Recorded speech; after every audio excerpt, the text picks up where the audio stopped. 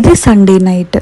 கடந்த ஒரு 4 நாளாக சரியான தூக்கமே இல்லை. ஏன்னா ஆஃபீஸ் போயிட்டு வந்தேன், ப்ளஸ் ஃப்ரெண்ட்ஸ் வீட்டுக்கு வந்திருந்தாங்க. அதுக்கு அடுத்த நாள் பாப்பாவோட பர்த்டேக்கு தேவையான திங்ஸ் எல்லாம் அரேஞ்ச் பண்ணிட்டு இருந்தது. அதுன்னு கொஞ்சம் ஒர்க் போயிடுச்சு.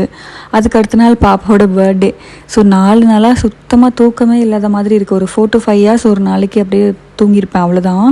ஸோ அதனால் இன்றைக்கி காலையிலேருந்து பயங்கர டயர்டு, தூங்கிட்டே இருக்கணும் போல் இருந்துச்சு. ஆனாலும் இன்றைக்குமே தூங்க முடியல, அதுதான் பிரச்சனையே. ஸோ இன்றைக்கும் ஒரு சின்ன வேலை இருந்ததுன்றனால வெளியில் போயிட்டு வந்தோம். ஸோ இன்றைக்கும் சுத்தமாக தூங்கலை. ப்ளஸ் அதனால் எந்த வேலையும் செய்யவே இல்லை. இன்றைக்கி எல்லாமே அம்மா தான் பார்த்துட்டு இருந்தாங்க, குக்கிங்லேருந்து எல்லாமே. ஸோ பாத்திரம் நிறைய விழுந்துருச்சு. நான்வெஜ் செஞ்சுருந்ததுனால நைட்டு தேய்ச்சி வச்சிடலாம். ஏன்னா காலையில் ரொம்ப அதிகமாக சேர்ந்துருச்சுன்னா கஷ்டமாக போயிடும் அப்படிங்கிறதுனால தேய்ச்சி வச்சுட்டு அதுக்கப்புறம் தூங்க போகலான்னு சொல்லி தான் முடிவோடு தேய்ச்சி வச்சாச்சு. எவ்வளோ டயர்டாக இருந்தாலும் பரவாயில்ல அப்படின்னு சொல்லி. ஸோ தேய்ச்சி வச்சு முடிச்சுட்டு ரொம்ப டயர்டாக இருந்ததுனால ஒரு குளியலும் போட்டு வந்தாச்சு. ஸோ தூங்க தான் போகிறோம் அப்படிங்கிறதுனால பெருசாக எதுவும் பண்ணாமல் சும்மா லைட்டாக பின்னி கிளிப் மட்டும் போட்டுக்கிட்டேன்.